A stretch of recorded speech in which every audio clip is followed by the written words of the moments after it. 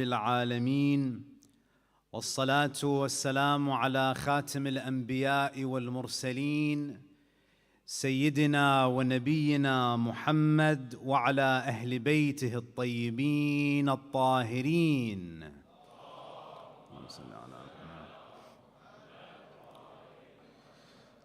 صلى الله عليه وعلى آله الطيبين الطاهرين. صلى الله عليك يا رسول الله، صلى الله عليك يا سيدي ويا مولاي يا أبا عبد الله. غريب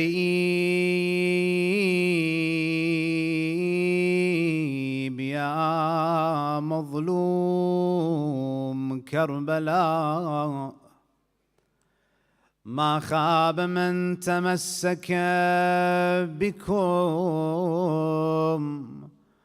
وأمن من لجأ إليكم.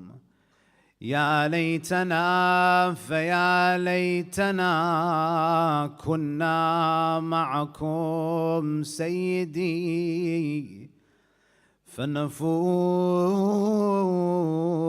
والله فوزا عظيما. قال تعالى في كتابه الكريم: بسم الله الرحمن الرحيم، واستعينوا بالصبر والصلاة وإنها لكبيرة إلا على الخاشعين. صدق الله العلي العظيم. صلوا على محمد وآل محمد.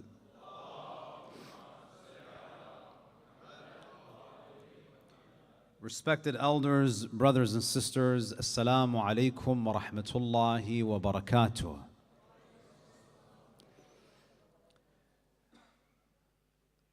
The Battle of Karbala was initially supposed to take place on the 9th of Muharram. When Imam al-Hussein alayhi salam arrived in the land of Karbala, after he was intercepted by Hur and his forces, the Imam was rerouted to set camp in the land of Karbala. This was on the 2nd of Muharram. And as the days passed, the army of Umar ibn Sa'ad continued to grow. And the messages kept coming from Ibn Ziyad that Hussein has to make a decision. He has no third option. He only has two options. Option number one is that he gives bay'ah to Yazid ibn Muawiyah, that he pays allegiance. And if he doesn't want to do that, option number two is war. Umar ibn Sa'ad is the cousin of Imam al-Hussein. He did not want to fight. He wanted to secure his political power as the governor of Ar-Ray, which is in modern-day Tehran. And he was uncomfortable with the idea of fighting Imam al-Hussein. So he was trying to buy time. He was trying to convince Imam al-Hussein to somehow pay allegiance. As the days continued to pass, Ibn Ziyad was growing impatient. You've had him in your clutches for days. and nothing is happening. Enough delay. Either Hussein gives bay'ah or you bring me his head. Imam al-Hussein alayhi salam, you know what makes the tragedy of Karbala so horrific is that Imam al-Hussein alayhi salam gave them other options.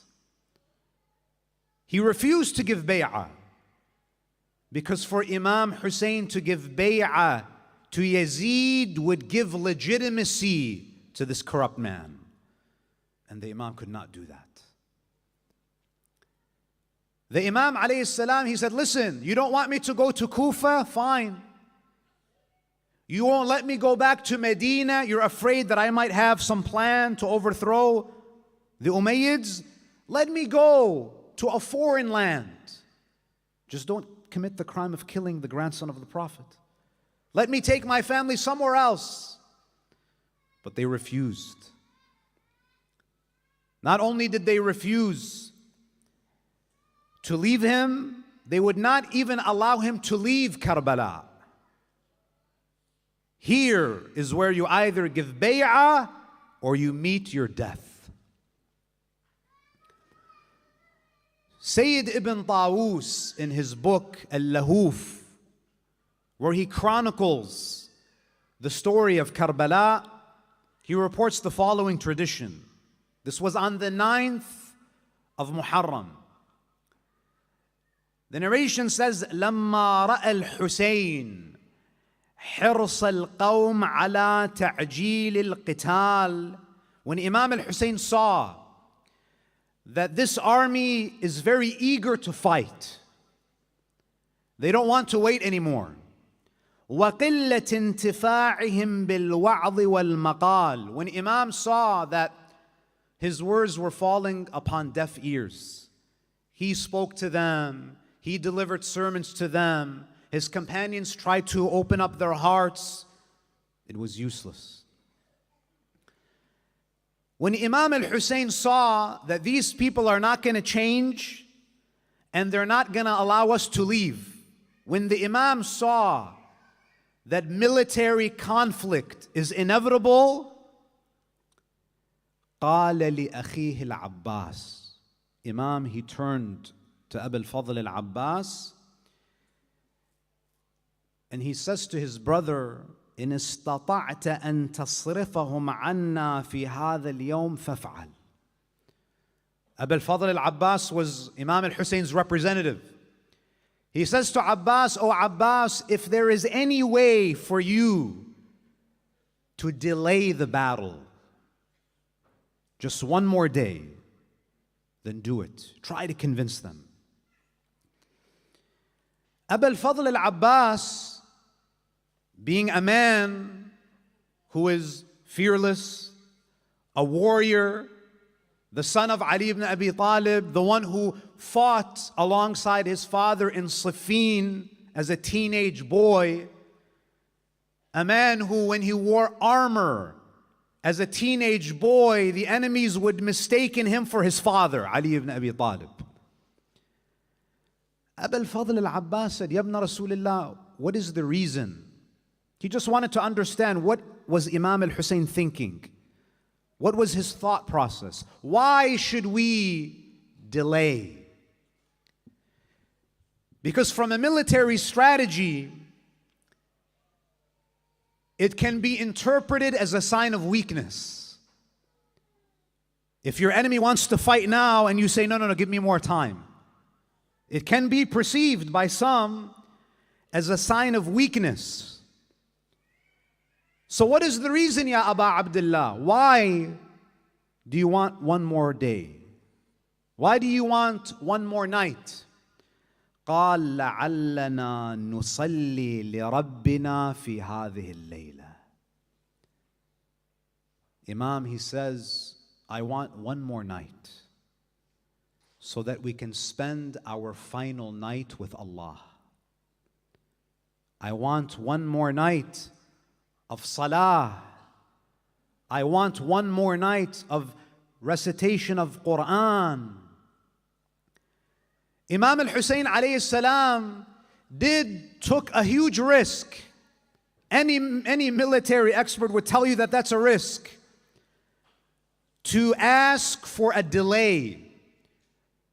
But Imam al-Hussein alayhi salam, he wanted to send a powerful message to the world.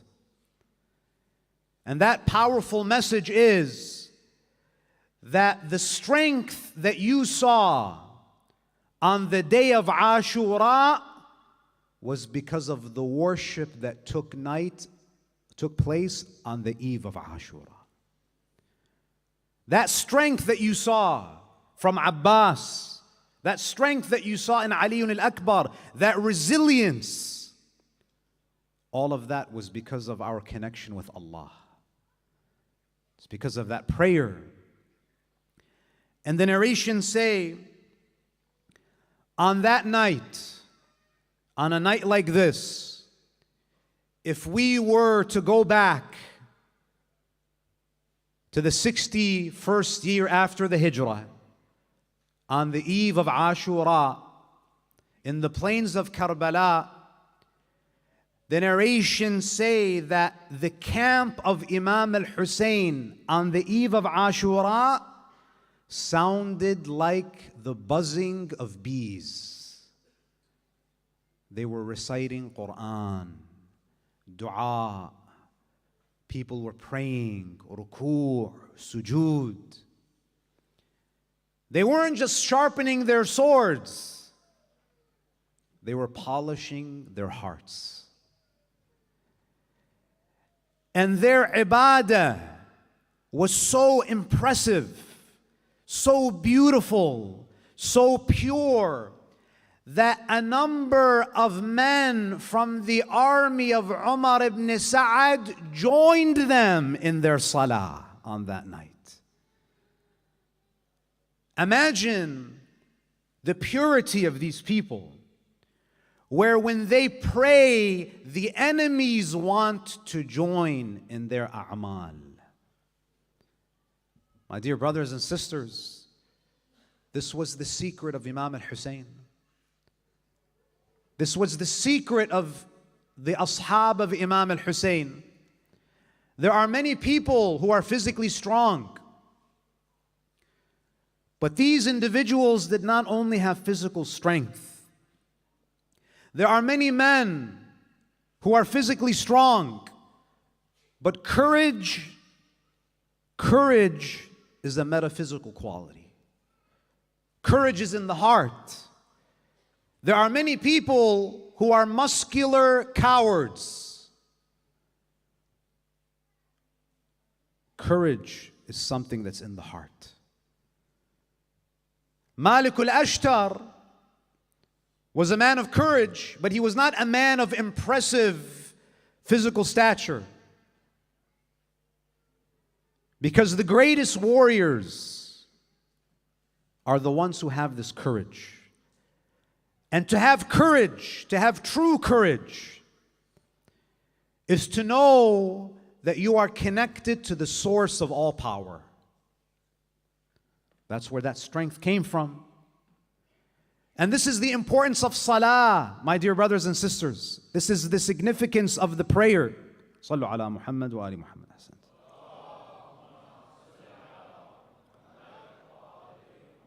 Instead of thinking of salah as this chore that we have to do day in and day out, start thinking of it as those moments throughout the day when the limited gets to touch the unlimited, where the finite meets the infinite. There are many verses in the Quran that highlight the importance of this prayer. And Imam al-Hussein alayhi salam wanted all of us to know and to value the salah. He wanted us to understand that this relationship is the most important relationship. And you see that on the day of Ashura, they didn't even pray furada. In Islam, we have this concept of Salatul Jama'ah, the congregational prayer. Praying together. You know, if there's any time where you probably had an excuse to pray furada, it's when you're in war, when there's a battle.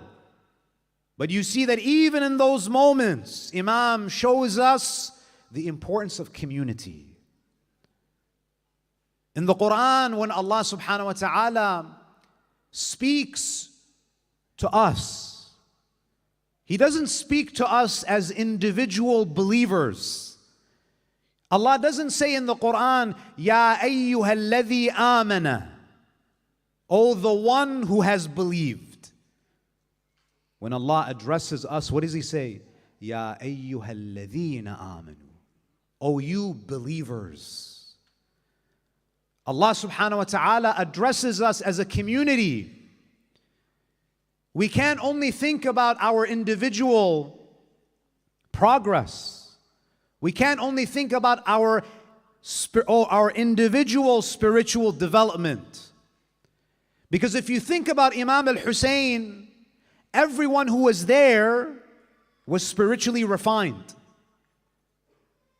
But they were doing this for the community, for the future communities.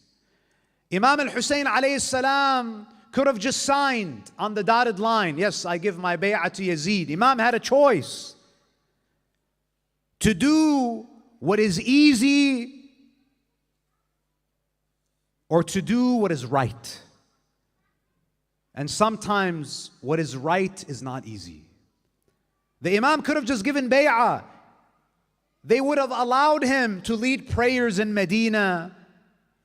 He could have lived a very comfortable life. He could have seen his grandchildren grow up. He would have been held in the highest honor if he just signed. But every day you and I have to make choices between what is easy and what is right. Take the easy way or take the difficult path. And many times we have to make these difficult choices. So the Imam alayhi salam, yes, he had a strong relationship with Allah. But Imam al-Hussein understands that it's not just about me.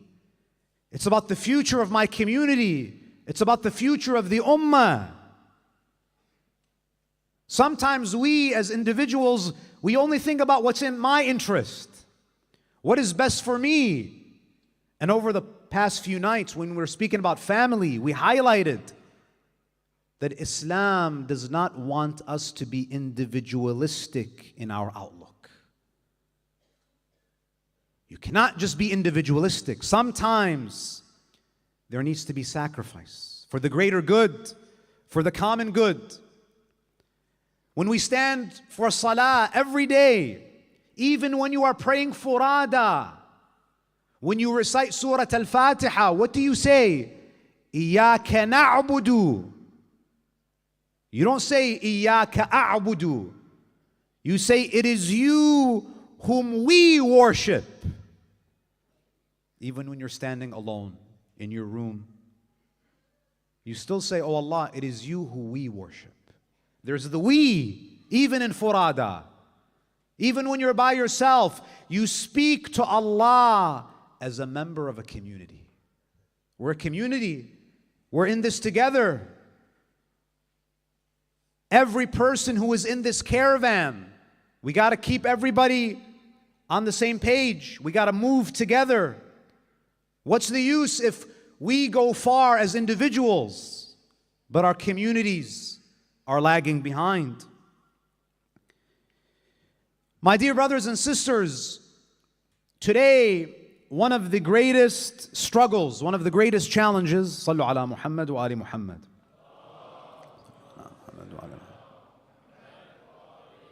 You already know what I'm going to ask you. So stand up and take a few steps forward. All the brothers, you could use a stretch. Stand up, stand up. I don't know about the sister side. If room needs to be made, please do the same. رحم الله من ذكر القائم من آل محمد.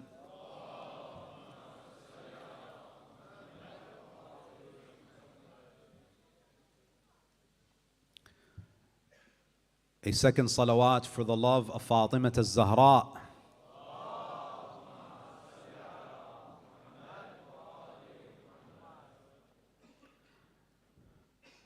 In honor of Rasulullah sallallahu alaihi wa alihi, a third salawat in the loudest of your voices.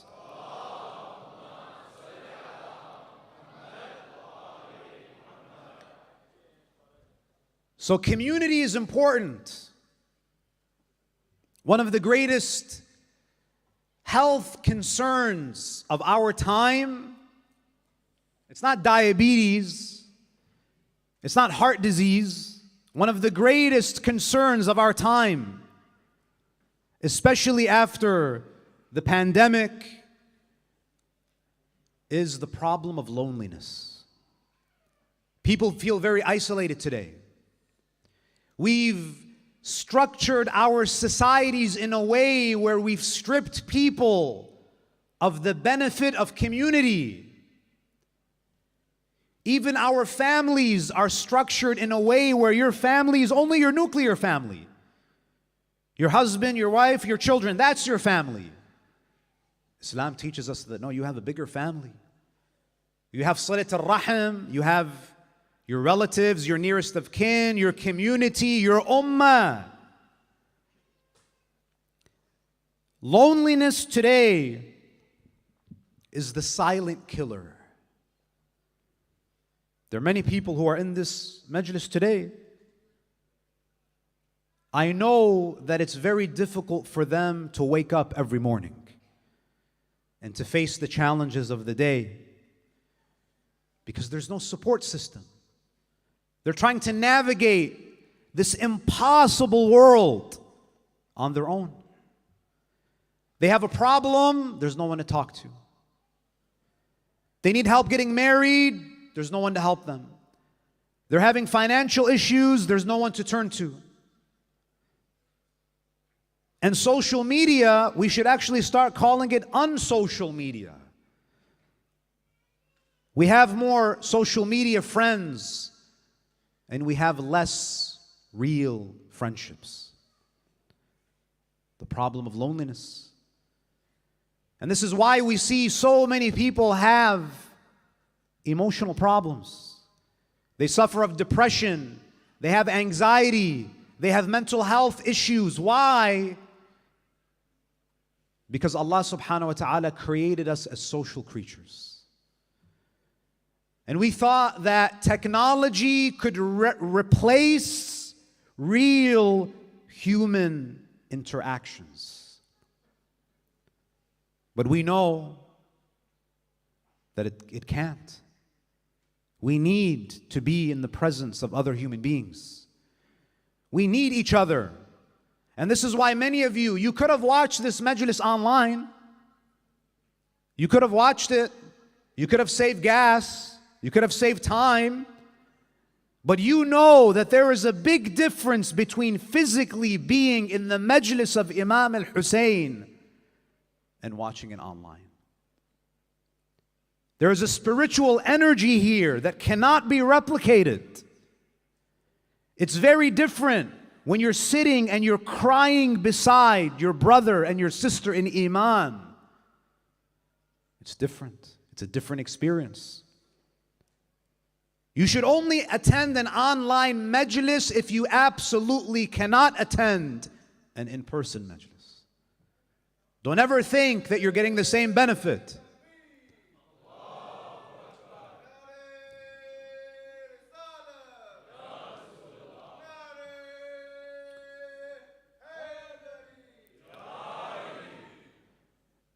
So this need that we have for each other, for social interaction, is reflected in the teachings of Islam. You see, in the Western world, prayer is a very private affair. It's just between, in secular societies, prayer is just between you and your Creator. It's something private. Don't bring it in the public sphere. It's just between you and your God.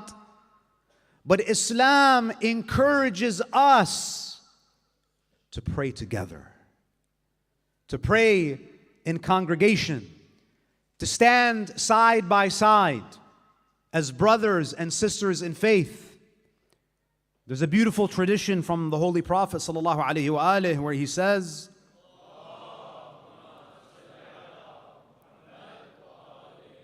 where he speaks about the aesthetics of Jama'ah prayer. Now you may wonder that why is it that we have to form these perfect rows? Sometimes you might think that, why are we so obsessed with these little rules? Allah, we're speaking to God. Why can't we just be scattered all over the place? Why can't I pray in this corner and you would pray in that corner? Number one, Allah subhanahu wa ta'ala wants to teach us how to be organized. Because if you're not organized, you're not going to succeed in life. You need to be organized. And the Prophet says, إِنَّ الصُّفُوفَ أُمَّتِي كَصُفُوفِ الْمَلَائِكَةِ فِي السَّمَاءِ. The Prophet says, the rows of prayer that are seen when my ummah stands for prayer, those lines, those rows, are like the rows of prayer in the heavens when the angels pray. Meaning that the way that we stand in salah mirrors the jama'ah prayers that happen in the heavens by the angels. We need to be more angelic. We need to be connected to those higher worlds. We were created for a higher purpose. Just because you occupy dunya, it doesn't mean that everything about you is dunyawi. There is something deeper to the human being. And then the Prophet says about the reward of Salatul Jama'ah. وَالرَّكْعَةُ فِي الْجَمَاعَةِ أَرْبَعُ وَعِشْرُونَ رَكْعَةً. One rak'ah in jama'ah prayer is equal to 24 rak'ah when you're praying by yourself.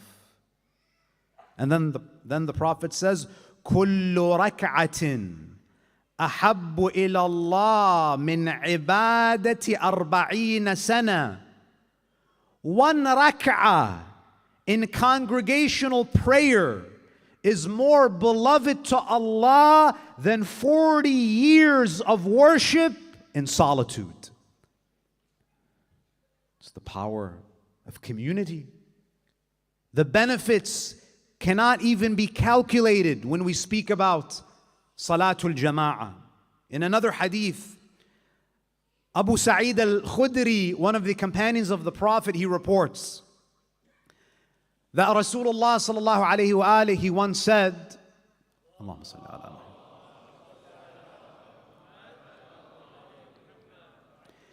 He says, Atani Jibra'il ma'a sab'een alf malak.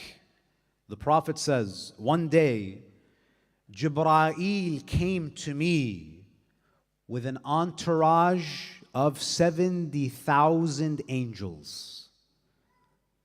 This is something grand. An announcement is about to be made. Jibra'il with 70,000 angels after the Prophet finished his Dhuhr prayer. And Jibra'il said to the Prophet, Ya Muhammad, Allahumma salli ala Muhammad. Inna Allah jalla jalaluhu yuqri'uka as-salam. Allah, the Almighty, the Majestic, He conveys His salam to you, and He wants to give you two gifts. He presents you with two gifts. It's a very lengthy narration, I'll mention one of them. One of the things that was gifted to the Prophet, Jibra'il says, Allah wants to gift you with as-salawatul khamsa fil jama'at. The gift that Allah wants to give you is that He wants you, He is allowing the 5 daily prayers to be prayed in jama'ah. And then the hadith continues outlining and describing the astronomical rewards that are associated with the one who prays jama'ah. Jama'ah can be prayed with 2 people. the Imam and the Ma'moom. The Prophet ﷺ, he says, if two people, husband and wife, father and son, two people, if two people pray jama'ah, Allah subhanahu wa ta'ala writes for every rak'ah 150 prayers. The Prophet continues and he says, if three people pray in jama'ah, Allah subhanahu wa ta'ala, the thawab, the reward for each rak'ah of that jama'ah prayer, if there are three people, each rak'ah, Allah records 250 prayers. If four people pray in jama'ah, Allah records for every rak'ah 1,200 prayers. And the numbers continue to multiply and multiply and multiply until you reach 11.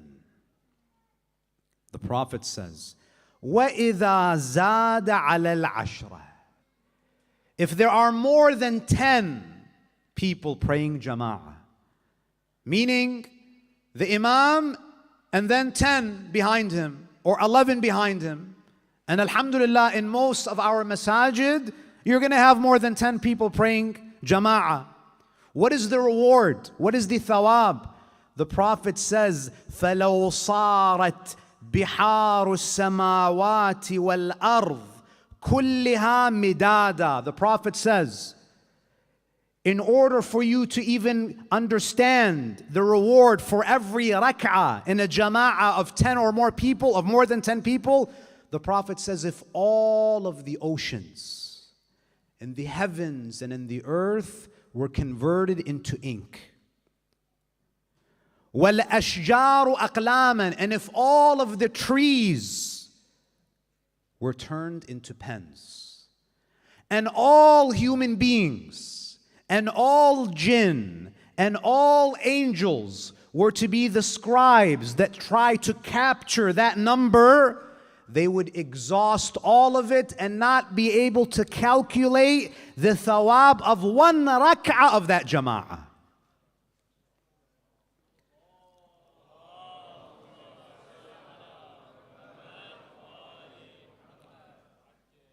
And people, they ask, where is the mercy of Allah? Where is the rahmah of Allah?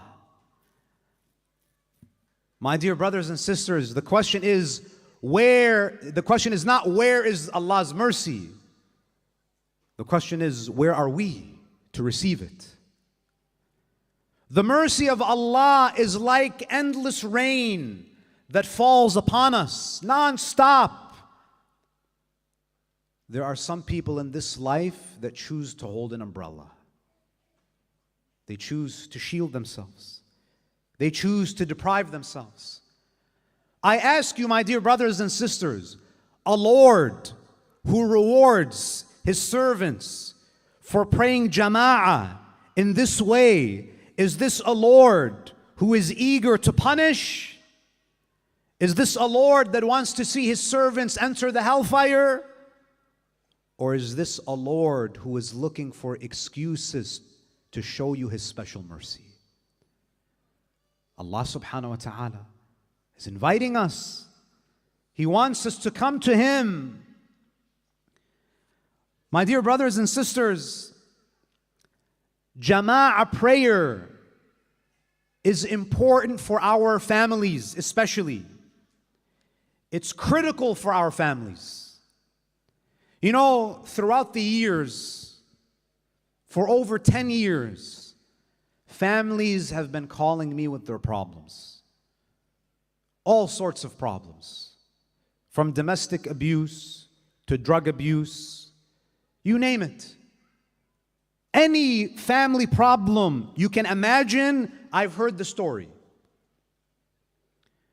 And when I talk to these people who have these problems, who have these struggles, their stories are different. Their circumstances are all different. But I always ask all of these families one question. And I always get the same answer. There are a lot of differences. They have different problems, different issues. But they all have one thing in common. Do you know what that is? None of them were families that prayed Salatul Jama'ah together regularly. Salatul Jama'ah is the glue that keeps our families together. You see, brothers and sisters, we live in a world today where our homes are not even homes anymore. They're hotels. It's just where people come and they crash, and everybody's living in their own world. Our homes are restaurants. People, they just come and eat. That's all we have in common with the people, with our families. We sleep in the same place and we eat from the same kitchen. But there's no family. The father is in his own world. The mother is in her own world. The kids, they live in the same house and they text each other. They don't talk to each other. No one eats together anymore. There's no communication. Everyone is on their gadgets. You see people at the bus stops, on the buses, at the dinner tables. There is no respect for the presence of another human being anymore. Everyone's on their gadgets. The family that is with you gets the least attention. And we give our attention, we've cheapened it, and we just give it to everybody. There are studies after studies that have been produced that say that children between the ages of 8 and 12, the study was released a few years ago, it's probably worse today. Kids between the ages of 8 and 12 are spending 4 to 6 hours a day on screens. I think this is probably a low number. It's probably more than that today. Teenagers are spending up to 9 hours a day on screens. And we wonder why our families fall apart. There's nothing bonding us anymore. We have to make an effort, brothers and sisters, to pray together. Allah subhanahu wa ta'ala in the Quran says, Ya ayyuhalladhina amanu, qu anfusakum wa ahlikum nara. O you who believe, shield yourselves, protect yourselves, and protect your families from fire. Protect them from harm. Allah subhanahu wa ta'ala has anticipated that you will be exposed to harm. There are many things in society that can damage you and your family, that are harmful. You have to have a plan as to how you're going to keep your family together. You can't leave it to chance. At minimum, at least one time a day. Imagine, just think about this. Imagine you have a family. Before you go to work in the morning, before the kids go to school, the family, husband, the wife, the children, whoever's in the home, they pray Salatul Fajr together. Imagine you have a family where together as a family you start your day with Salah. I promise you that day will be different. I promise you that day will be different. And maybe praying Dhuhr and Asr together is too difficult because everyone is at work, kids are at school. But at least Maghrib and Isha, before you go to bed, imagine the family comes together again and ends the day with Salatul Jama'ah. I promise you. We think that these things don't have an effect. This bond, having the father lead the salah, or if it's the mother who's leading the prayer of her daughters, whatever it may be, sitting together, supplicating to Allah as a family. One of the best things that you could do is to make salah a family activity. One day you have your son recite adhan, the eldest. Another day, the younger one recites the adhan. Between Maghrib, after Salatul Maghrib, you have your daughter recite ta'qibat. Your wife recite ta'qibat. If you want to motivate your kids to be seekers of knowledge, between Maghrib and Isha, you as the father stand up as the spiritual, moral leader of your family and say to your family that I want to share a hadith with you guys today. I want to share a story. And then you have your kids do it. Tomorrow, you say to your son, your daughter, between Maghrib and Isha, it's your turn. Whether it's a verse, a hadith, a story.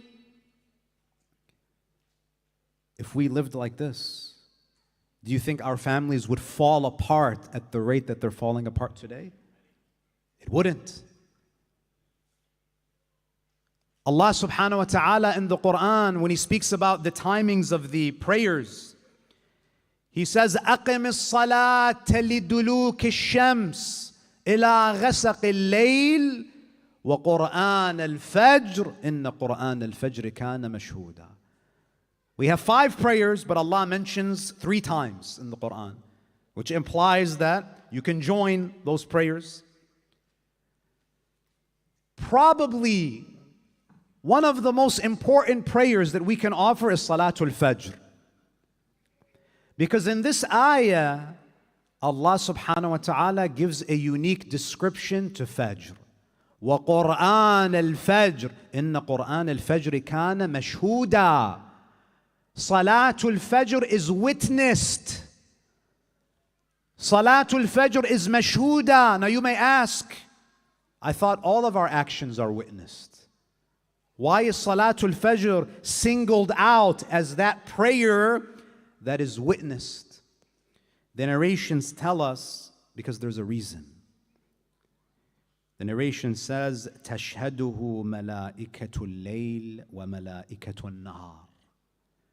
The narrations of Ahlul Bayt tell us that there are 2 sets of angels. There are angels that record our deeds during the day, 2 of them. And there are angels that record our deeds during the night. And the shift change happens at Fajr. When you pray Salatul Dhuhr, 2 angels are witnessing. The angels who record the deeds during the day. When you pray Maghrib and Isha, 2 angels are witnessing that prayer. The angels that record the deeds of the night. But Salatul Fajr is that time when that shift change takes place, and it's the prayer where both sets of angels witness the Salah. Let's take advantage of this time. There are many people who come to me and they say, Shaykh, I have a lot of problems. I have major hajat that I need from Allah. What do you advise? It's not my advice. Who am I to give you advice? Listen to what Imam al-Baqir salawatullahi alayhi says. And this can be very challenging because many of us, myself included sometimes, we pray Salatul Fajr and what do? We usually, especially if work doesn't start for 2-3 hours, what do? We jump back into, we dive back into bed. Right. There's no ta'qibat, there's no mustahabbat. You finish the taslim, as you say, Assalamu alaikum wa rahmatullahi wa barakatuh. With the ta, you're halfway in bed. This is how we are. We sleep. Imam al-Baqir, he says, stay awake between Fajr and sunrise. Everybody sleeps. People are asleep at that time. But if you want something special from Allah, you have to do something that most people are not going to do. The Imam says about that hour and a half or so between Fajr and sunrise, the Imam says, فَإِنَّهَا سَاعَةٌ تُفْتَحُ فِيهَا أَبْوَابُ السَّمَاءِ. This period between Fajr and sunrise is a period in which the heavens are opened. وَتُقَسَّمُ فِيهَا الْأَرْزَاقِ. The extra rizq is distributed at this time. You want to increase your sustenance? You want to increase your rizq? This is when you pray for it. Ask Allah to open up the gates of rizq for you. وَتُقْضَى فِيهَا الْحَوَائِجُ الْعِظَامِ. And this is the time when you ask for those consequential things in your life. You ask at this time. You have your big problems, you save them for this time. And you pray and you implore Allah subhanahu wa ta'ala. And if we do this, we will protect our families. Try it. Don't take my word for it. Try it for 40 days. Try it for 40 days. You have nothing to lose. You've tried everything else. Try this. Salatul Jama'ah as a family for 40 days. And I promise you, Allah will shower barakah upon you and your family. And this is what Imam al-Hussein teaches us. On the morning of Ashura, Ali al-Akbar recited the adhan. They prayed Jama'ah. Imam al-Hussein and his companions, they prayed Salatul Jama'ah on that morning. They prayed together. Because you don't produce people like this unless you build them over the years, unless you bond them through worship. Tonight, my dear brothers and sisters, we recall the martyrdom of the beloved son of Imam al-Hussein, Ali al-Akbar. This is one of the most painful moments on the day of Ashura for Imam al-Hussein. Imam al-Hussein loved all of his companions, all of his cousins, his nephews. But there was a very close connection, a bond between Ali al-Akbar and Imam al-Hussein that is difficult to describe. Imam al-Hussein alayhi salam on the day of Ashura, you see when you read the Maqtal, whenever someone would come to him and ask him for permission to fight, the Imam would usually turn them away. He'd tell them, no, save yourself. And if he would give them permission, he would do it reluctantly. Because Imam al-Hussein is a true leader. Unlike the leaders that we see today, when they go to war, they'll send everybody else's sons, but they won't send their sons. This shows us that Imam al-Hussein believed in his mission. Everyone else, they ask the Imam says, no, please, I don't want to see you get killed. When Ali al-Akbar wanted permission, the Imam immediately gave him permission. But the narrations say that after the companions were martyred, because the ashab of Imam al-Hussein could not allow themselves to live while Bani Hashim is harmed. The ashab said, as long as we are alive, no one will harm Bani Hashim. And they fulfilled their oath. But now the ashab are gone. The noble companions have all been martyred. Now it's the time for the family of Imam al-Hussein to step forward. When Ali al-Akbar, Imam al-Hussein is standing there. Ali al-Akbar, he comes to his father. And he says, Sayyidi ya Abatah, O my master, my father, Ya Aba Abdullah, do you give me permission? The narrations say that Imam al-Hussein alayhi salam paused for a moment. And he just started to gaze into the face of his son. It's as if at that moment, time stood still. The narrations say, فَنَظَرَ إِلَيْهِ نَظْرَ آيِسٍ مِّنْهُ. Imam al-Hussein, he looked at him with eyes of despair. He looked at him the way that you look at someone when you know that you will not see them anymore. The way that you look at someone who you know is going to leave this world very soon. Imam al-Hussein alayhi salam, he gives him permission.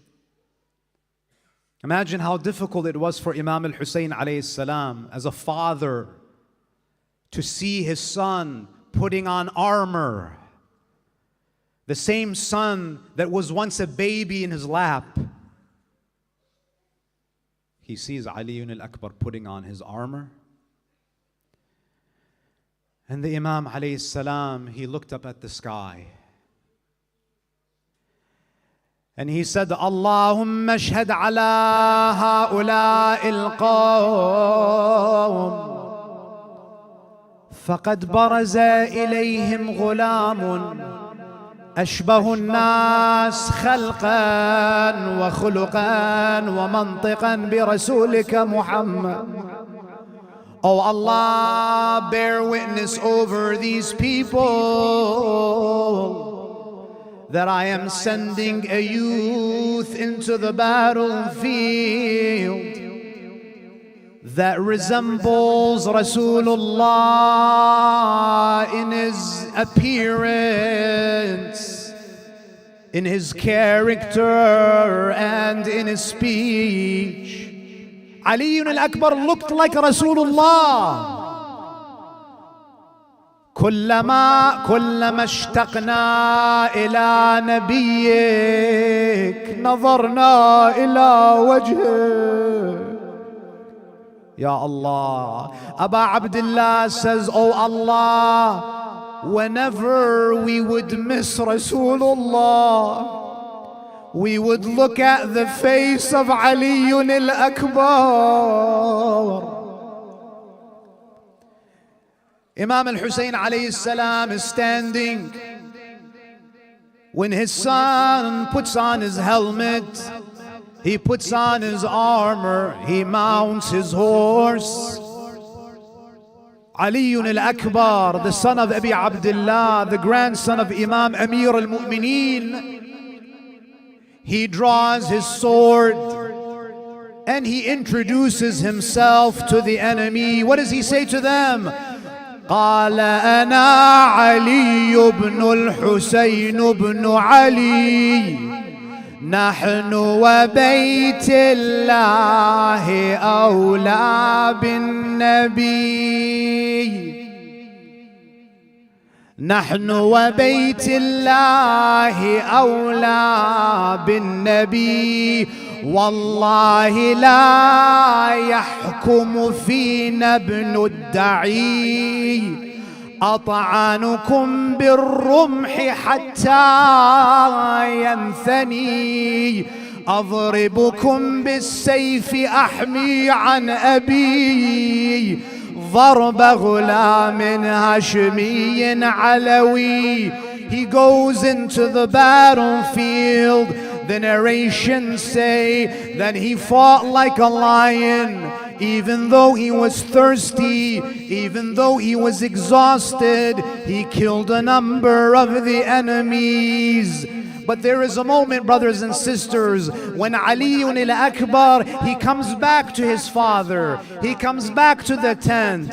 He comes back to Imam al-Hussein. Imam al-Hussein sees that Ali al-Akbar has returned from the battlefield. What does he need? What does he need from his father? He comes to his father and he says to him, أبا يا أبا العطش قد قتلني.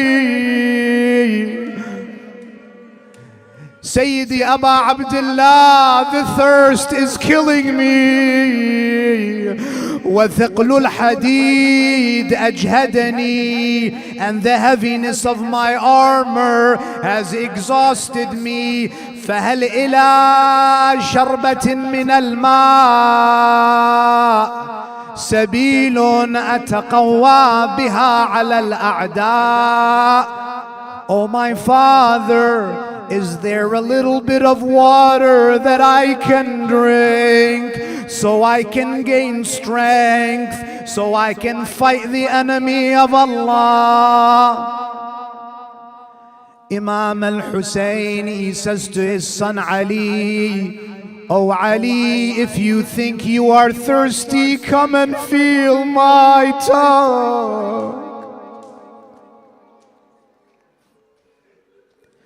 Imam al-Hussein, according to a report, he takes off his ring and he says to his son Ali, Ali, oh my beloved son, put my ring in your mouth so that perhaps it can moisten your mouth.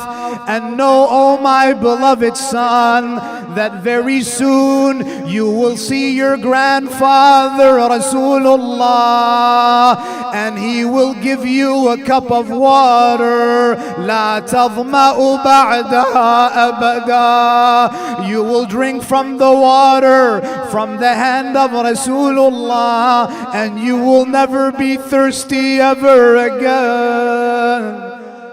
Ali al-Akbar, he goes back into the battlefield. The narrations say that his mother Layla was in the tent. She could not bring herself to look at the battlefield. So what she would do, she would look at the face of Hussein, and she would judge what is happening to her son by the expression on the face of Hussein. Ali al-Akbar, he goes back, he fights and he fights, but how much can you fight when you are thirsty? How much can you fight when you are exhausted? He fights, and ya mu'mineen, he is struck on his head with a sword. He's fatally wounded. He cries out to his father, Ya abata adrikni. Oh my father, come to me, come to me. And then Ali al-Akbar, he says, Ya abata, هذا جدي رسول الله. Oh my father, you were right. I now see Rasulullah. I see Rasulullah, and he has a cup of water for me. But Aba Abdullah, your grandfather says, Oh Hussein, عجل القدوم إلينا. Oh Hussein, come to us, hurry to us, because there is a cup of water waiting for you, Ya Aba Abdullah.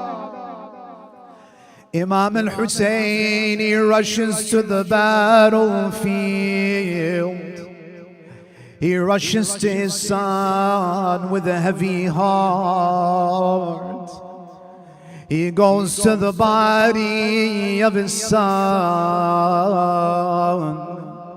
He cradles his beloved Ali. The narrations say that Imam al-Hussein began to weep bitterly as he held Ali al-Akbar. He cries out, Waladi qataluk.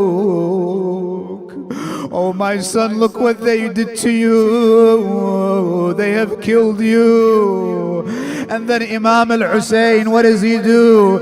He puts his cheek on the cheek of his son, and he cries out, Ya Ali, على الدنيا بعدك العفايا. Oh Ali, this world doesn't have any value after you.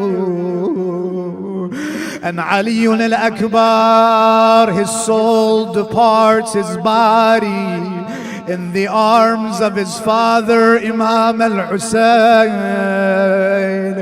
Imam al-Hussein, his heart was grieving. He was able to carry the other bodies back to the town, but he's not able to carry the body of his son Ali. So he turns to the camp and he says, Ya Bani Hashim, come help me. I cannot lift the body of my son. My heart is too heavy. They carry the body of Ali al-Akbar.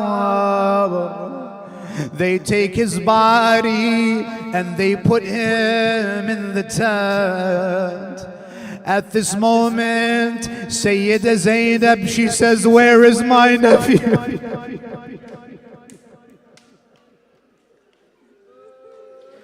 When Sayyida Zainab enters the tent, she draws the drape, she looks and she sees the son of Hussein. His body is mutilated. There is a dead body in the tent. When she sees his body, she cries out, Wa Aliyah, Wa Mazluma, Wa Shaheeda.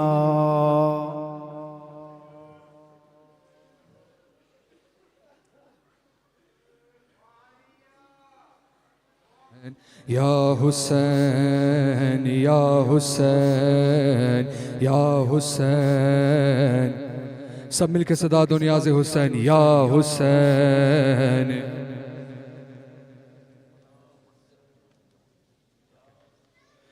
Everyone louder, louder, Ya Hussein, Ya Hussein.